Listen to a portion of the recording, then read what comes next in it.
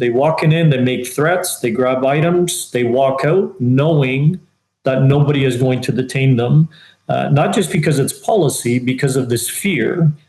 And even if they do get arrested, it's further amplified by the fact that they get arrested, they might spend the night in jail, get a nice meal, and they'll be back again tomorrow. And that gives them that confidence that, oh, I can reoffend.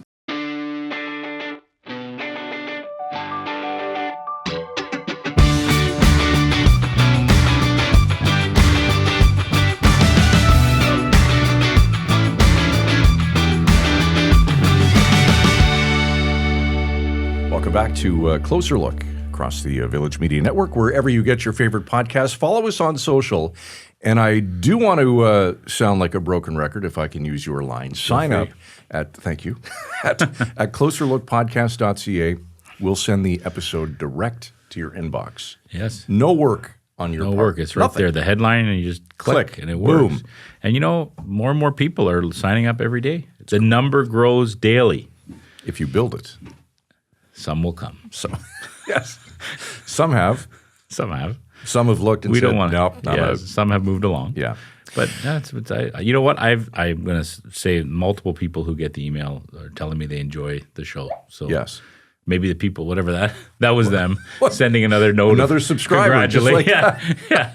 I don't know if that was my phone. It was probably your phone. Anyway. I think I'm off. We've been canceled.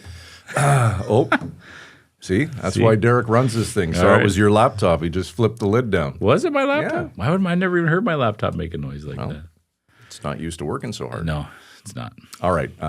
Today's serious topic, retail theft in the province is reaching epic proportions. In the country, actually. Yeah, yes, you're right. Yes, you're right. Yeah, I mean, this is an issue. We kind of see it in the news every day. We hear about stores just at their wits' end dealing with shoplifters, dealing with even beyond shoplifters, like real criminal organized groups, multiple people going in there.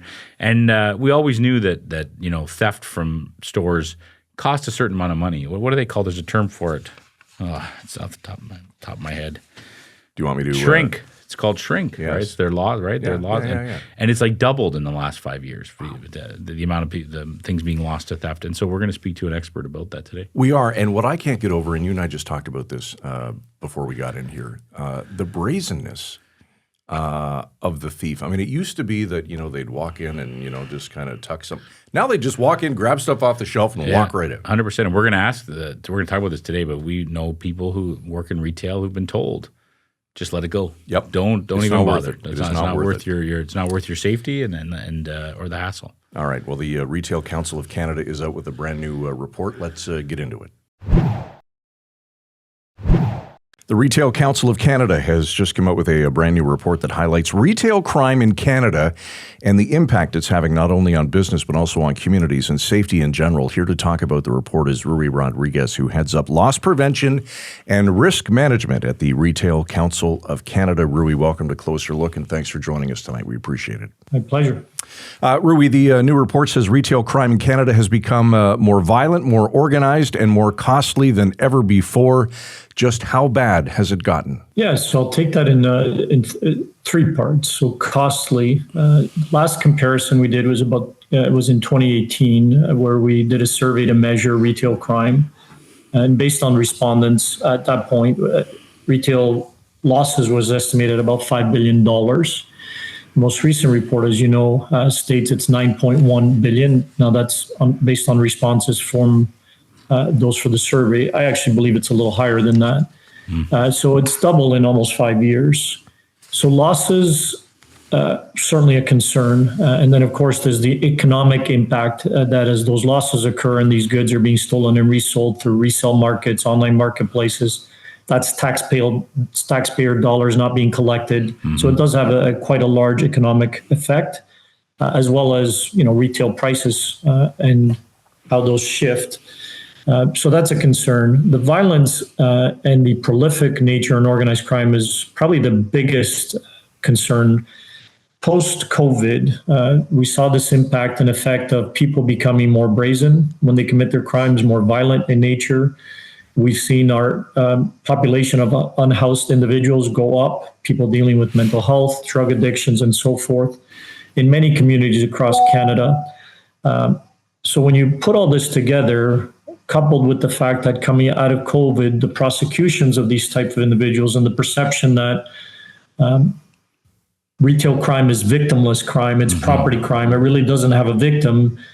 We struggled judicially and from a court's perspective to hold these people to account. Now, we're not talking about the first-time offender.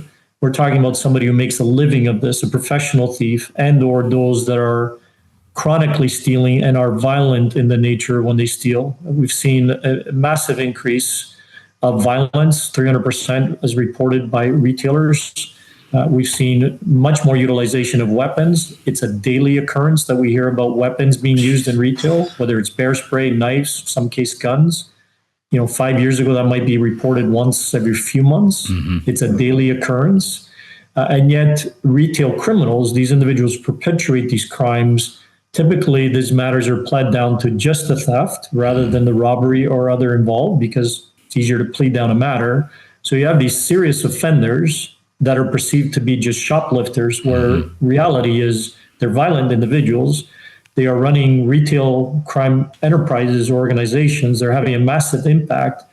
And from a community perspective, if you think about the young person or a person in general working in retail who signed up to have a fun job, maybe it's their first job, certainly didn't sign up to have somebody pull a knife or bear spray on them or have somebody spit on them, it's having a massive impact on the worker. We have members who report a much higher degree of people off on leave as a result of a violent incident that could have been either physical or verbal in the retail environment. In addition, you've seen retailers and some that have closed up their locations in these more prone areas for crime, which creates an effect. You have a vacant location that's boarded up with graffiti and all, and creates and invites a criminal element, and or potentially a retailer that was supporting that market with goods that is no longer there. So it has a great effect. Our criminal system hasn't modified enough to deal with it. We absolutely, our criminal code, the legislation that is in place, bail reform, we need changes. Today, it's a revolving door. A criminal in retail gets arrested, they're released same day or next day, mostly same day, and they're back reoffending. Bail reform was amended last year with Bill C-48 coming out in January, where it does call for amendments where those individuals involved in violence and or weapons, they now have to have a burden of proof to show cause why they should be released. Yet we still see way too often those individuals that are repeat prolific offenders involved in violence are still being released same day or next day. So we don't even see the legislation that is currently in place being used to the best that it can. Hence, my opinion, and I think it's shared, that we need much more prescriptive sentencing guidelines for criminals so that it's not left to chance. When somebody is offended multiple times, there should be a graduated sentencing for punishment. And it doesn't have to be just incarceration, but whether it's a no-go back to that retailer, there's different cities doing electronic monitoring with anklets and different natures. But we need to prevent these criminals from reoffending. And if they truly can't be a good standing citizen, incarceration may be that choice. But that's where I believe now we're at the precipice of making sure we're tougher on crime. And this isn't perceived as shoplifters who aren't causing any harm to anyone. We need to make sure the perception is real, that there's an element of retail crime that has prolific criminals that are having a massive impact on our communities, our people, and they should be not lumped in with the opportunistic thief who steals an item for the first time. Yeah, it's a good point. When you think of the why, that's the major reason, the fact that it seems to be easier, the punishments are severe, they're getting out the same day. Are there other reasons of the why, Rui, that's driving this? Yeah, supply and demand is certainly one of them. Let's face it, as public citizens, we look for a deal, and the online marketplace and the ability to go directly from market to social media to sell goods and reselling of goods is also made it very easy for organized criminals to hide behind it. The fact that we have a lot more individuals who can be leveraged for it. So if I'm an enterprise that's criminal and I know that there are consumers out there that are willing to buy goods off me online and I can set up a platform that looks legitimate, when there's the demand for that product and I can send somebody to steal those goods from me and then ship them to their door using any one number of last mile couriers, as a criminal, I can hide. So there's also that element where organized criminals used to take more risks. They had to go in and steal themselves and could get caught. Now they're using other people to steal for them, and they can sell it through these online marketplaces and never have to meet the individual, so they feel safer. And when the consequences to those actions appear to be non-existent, I think the combination of supply and demand, as well as the lack of consequences, just gives people confidence to do it. Ruby, you talk to retailers all the time. Any anecdotes that you can share with us? Yeah, listen, generally, most retailers, and if not all, the galvanizing concern is their people, their customers. The fact that from a safety and security of the employees, their staff, and customers coming into the store, they want to work together on changing that to make sure people feel safe in a retail environment. I think there's a lot of great work that is being done across the country. Vancouver, Edmonton, Calgary, Winnipeg is a great story. Starting to see some great collaboration in Ontario where law enforcement and retailers are coming together to make sure people feel safe. So I think that is a big story for retail. Retail is not an unsafe environment. We have a crime issue, but people are working hard to try to minimize and impact it, but we need more from a government perspective. The other is the losses. And, when people say, well, there's a lot of big retailers with deep pockets who make a lot of money. Well, here's my answer. I think if you're a retailer and you operate your business well, you should make money. That's why you get into business. So when people get criticized for making money, I think that's the wrong approach. Because what I see is those same retailers at the table with their colleagues and with law enforcement wanting to make an impact and taking the communities back. They are all there at the table saying, we are willing to work on solutions. What else can we do? And retailers, by and large, over the last 4 years have made significant investments in how they merchandise, how they retail, whether it's changing their storefronts, realigning the ins and outs of their stores, hiring more people on the floor. The use of guard services across this country has gone up probably tenfold. Yes. Right? You see them everywhere. You never used to see them. Yeah. No, and that's to protect primarily your people, right? You want to send an assurance to your staff that you have someone there to protect you. In some cases, they're there to arrest the bad guys, but a lot of retailers are hands off. So there's the element of deterrence and protection, but it's that utilization. So retailers continue to make significant investments at their cost. These aren't funded by government to protect their people, their premises, and their products. And they want to see government and the judicial system step in and do as much as they can to start to impact recidivism, to reduce the amount of offending and take a more firm, direct approach on the criminals that deserve it, not the first-time offenders. And Rui, there's been a real shift in that regard, right? It used to be years ago, a thief would walk into a store in a mall and steal something and run out, and 17 staff would chase them down the hallways of the mall. Now that just doesn't happen. They're told, stand down and just let them go. Yeah, so it's a complex story. Some retailers still apprehend, but when you're doing that today, you have to be very prepared for the risks that brings. A general retail worker is not prepared for that. Some of the LP, loss prevention, asset protection, even guards, there's an additional training because today you're dealing with individuals that could be under the influence.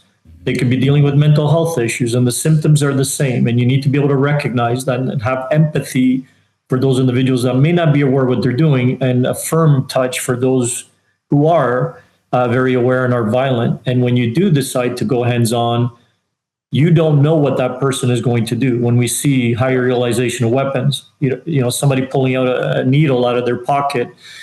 So that whole hands-on approach has to be treated much more carefully because the risk has gone up when you are. And the criminals know that. So to your point, where a criminal might before run in, and we call it a grab and run, grab items, run out. And a lot of times most companies don't allow you to chase, but you could try to detain the individual. Whereas now we see evidence of individuals just walking in. They walk in, they make threats, they grab items, they walk out knowing that nobody is going to detain them. Not just because it's policy, because of this fear. And even if they do get arrested, it's further amplified by the fact that they get arrested, they might spend the night in jail, get a nice meal, and they'll be back again tomorrow. And that gives them that confidence that, oh, I can reoffend. And the consequences weren't that bad. And, that is not a good recipe right now. So even as retailers contemplate how to engage, as I said, they've made a lot of investments to try to protect themselves. But when it's about engaging, if you're going to apprehend an individual and take that risk, you want to know that on the other side, our prosecutions, our justice, our laws are going to be utilized to hold that criminal in place, and they're not coming right back to reoffend. Because for sure, we've seen cases in a lot of our communities where the people show up at the same store the same day or the next day. Where you talked about, your report goes into great detail about how much retailers are struggling to contain these crime levels, right? They're limiting store hours, they're locking high-priced items, they're even closing locations in certain areas. Is there sort of a horror story that sticks out to you? You don't have to name names what the business is, but an example of a business that really epitomizes this struggle that they're all facing? Yeah, I think some are more prone to activity than others. And, if I lump it in without speaking, in the grocery world, you have a lot of volume within. So from a accessibility, it's not just grocery. A lot of grocers have apparel, they have pharmacy. So from a volume perspective, an organized criminal can get a lot within that. So obviously there's that proneness to that.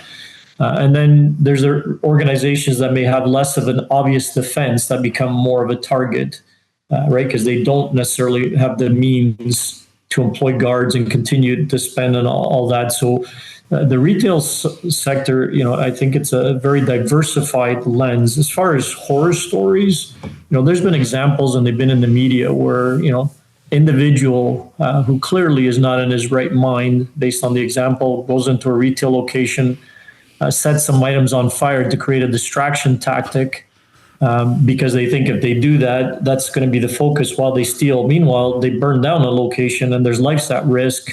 And when you think about that, the individual may not have done it with the intent of causing harm of life. Thought this is funny, it's a distraction tactic, but it's the severity of what impact that has. And if that happens to be a retailer that is a focus of that community, that supplies that community, and they need to now repair or reopen, or potentially decide, do we even do that? There's a backfill that is gone from that community. So what may start out as some person, again, ill-intended for sure, but does something that they think, I'm just going to create a distraction here while I do this, can have a fairly large impact. And then, there's a number of incidents where we've had several security officers in the last couple of years who've died in the retail environment as a result of retail criminal incidents. That shouldn't be happening, right? That should not be happening in a retail environment. Rui, the report concludes that better coordination is needed between retailers, law enforcement, and government. Where's the biggest gap right now, and what would you like to see change first? Yeah, and I don't want to blame anyone, although I'll call our government to task. The collaboration with law enforcement is in good place. Retail Council of Canada hosts a national task force every month, and it is open to everyone. We started it 3.5 years ago. We have over 34 law enforcement agencies across the country and retailers that collaborate on projects, whether it's targeted enforcement, sharing intel, and working together on solutions. So I'd say that collaboration with police and retailers can continue to improve, and we certainly want to advocate with the Canadian Association of Chiefs of Police to make sure all police agencies are connecting and networking with the retail community. Justice, we've seen some growth in the Crown's areas as far as Winnipeg, again, a perfect example where we have the executive director of prosecution at a provincial level, as well as a supervisor in Winnipeg who are part of our working group, therefore creates that connection that when they see the same individuals, they know it, right? As part being that collective, they start to see and build the expertise of, we know who those offenders are, so it creates great connection. So I think where the gap is and where we start to now move forward to is at a provincial and more federal level, looking at legislative changes, criminal code amendments, and clarity in language on making sure that these type of crimes, retail or either, that are naturally perceived as low-level crimes, that we look at it from the criminal's lens, not the type of incident. Rather than shoplifting, we need to look at it from what is the nature of that criminal and their past, and the legislation needs to support that. So more prescriptive, because frankly, it can be a bit ambiguous the way we look at things. And just quick example, theft over and theft under $5,000 does not really help a crown with indictable offenses for the type of criminal we're talking about. You know, a violent prolific offender who steals $100 every day would be pled out because they fall under theft under, if you use that as an example, versus a criminal who reoffends and is a recidivist who's hit a certain threshold falls into a different pool. And that's what I think we need to define more. And there should be very prescriptive actions as far as what the dispositions or consequences are.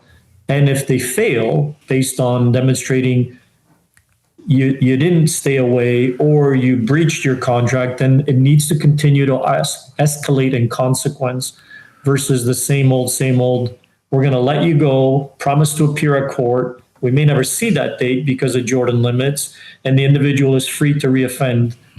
Just doesn't work. It's interesting. That's the point I hadn't thought of. I appreciate that. Rui, can you speak to the impact all this has on prices of goods at stores? I mean, are prices by default have to go up because of the amount of money that retailers are losing? Yeah, and it's a complex question. I don't know that one directly affects the other, but it has an impact for sure. Losses, of course, will have an impact on price. I think also when you think about the retail market and how competitive it is, you know, if I have a toothpaste, Colgate toothpaste, and it normally sells for $4, I can't sell it for $6 just to try to make up my losses because consumer will go where it's $4. So I think market-wise certainly has an impact 100%. I don't think there's the opportunity for somebody to recover their losses by playing with their individual prices because you'd price yourself out of the market and you've got the online market that you have to compete with. But it does absolutely have an impact, you know, and we have a campaign that we collaborate on with Toronto Crime Stoppers. It's called It Costs Us All. There's a website called It Costs Us All with a lot of different information, which is really about educating the consumer on the impact it does have, because eventually it does cost us all. And the market has to move up in order to not just recover the losses of goods, but it's all the extra expenses, right? If you're spending a ton more money on protecting yourself, if your insurance is now declining your insurance claims because of breakage, glass breakage, and that because you've put in too many claims, if you're spending more money on guards, that extra labor, at some point, your P&L, if you're in the red, you're not going to survive. So retailers got to make up enough revenue and enough profit in order to do all these things. So if we can curb this, where retailers not having to take so much of these other additional expenses, I'm sure that would also have an impact. Rui, before we let you go, anything else about the report you'd like to add or the situation itself that retailers find themselves in? Yeah, so one, I would say it's the public education. I think it's important that the general public understand that retail crime is not a victimless crime. Be educated. Two, be aware of where you're buying your goods. Yes, it's great to buy stuff online, but if the deal is too good to be true, likely is not. You know, $1,000 drill and a brand new package that you're paying $100 for likely isn't somebody who's reselling it because they got too many gifts. So be aware of where. Don't support organized retail crime because it is supply and demand. And the last would be collective. Speak to your MP, speak to your officials, be part of the message to make sure that we're working collectively in Canada to be tougher on crime. And, you know, I'm not talking militant. I'm just talking as a collective. We need to make it a focus to take our communities back while dealing with this complex issue of unhoused individuals that are falling into the mix. It's a complex issue and everybody should be aware and trying to do their part to help. All right, there's Louis Rodriguez, heads up loss prevention and risk management at the Retail Council of Canada. Rui, appreciate your time tonight. Thanks for joining us. My pleasure. Thank you, gentlemen. You know, it's true what they say. Some things are worth the wait, and goodness knows we waited a bit to get Rui. Yeah, Rui's a very busy guy. He and, is. He has a lot on the go. This is an issue that's impacting communities all across the country, and Indeed. This report was a big deal.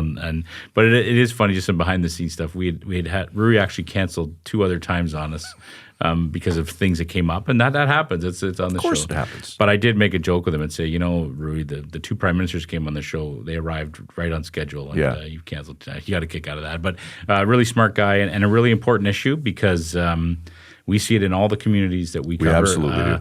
Retail crime has become an issue, as he alluded to. Part of it is the ongoing opioid emergency we're dealing with, the homelessness crisis we're facing in this province. People are struggling, the cost of living. But he's right in the sense there's also these organized groups that this is their bread and butter. This is what they do. Yeah. They go in, they steal high-priced items, and within an hour they're for sale on some secondary marketplace.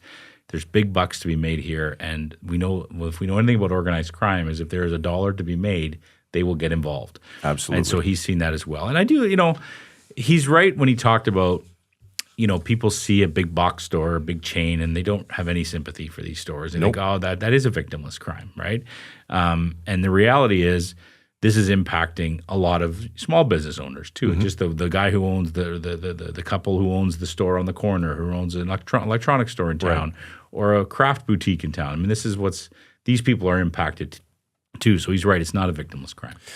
So a couple things. Buyer beware, obviously, goes without saying. And if the deal sounds too good to be true, right? And he brought that up. It likely is. Yeah. Okay. Good stuff. Rui Rodriguez from the Retail Council of Canada. All right. That's it for us tonight. Follow us on social.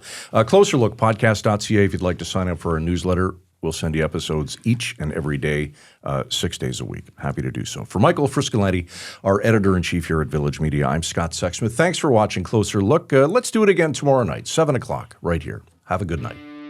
Frisco and Scott's Wardrobe provided in part by Moores, Sault Ste. Marie.